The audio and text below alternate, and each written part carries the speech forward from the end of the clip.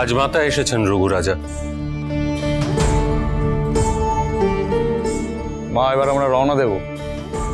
যা যা করণীয় তা একে একে সম্পূর্ণ করা হোক। দয়া করে তুমি এগিয়ে এসো।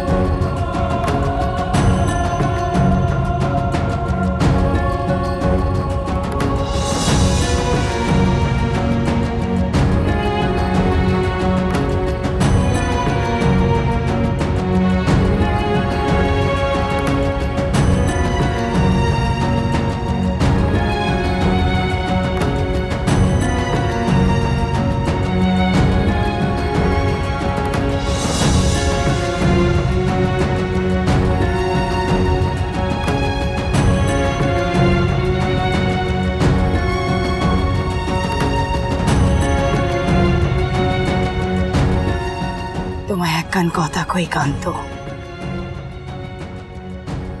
যেদিন থেকে তুমি মহারাজ হয়েছ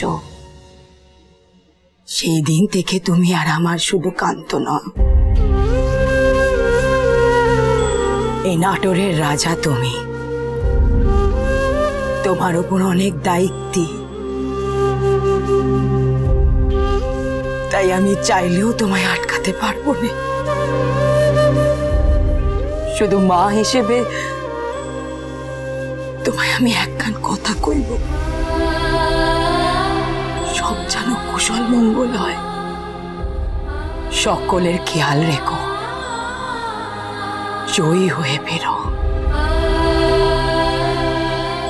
আমাদের মান রেখো। কথা দিচ্ছি মা, তাই হবে। কান্দিস না বোন,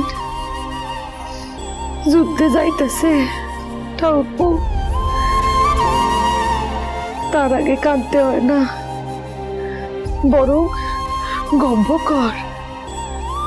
নিজ কর্তব্য পালনে যাইতেছে আমাকে ঠাকুরপো, যেন জয়ী হইয়া পেরে।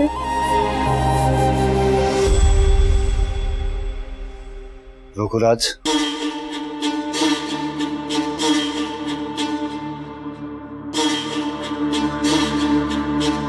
কিছু বলবে?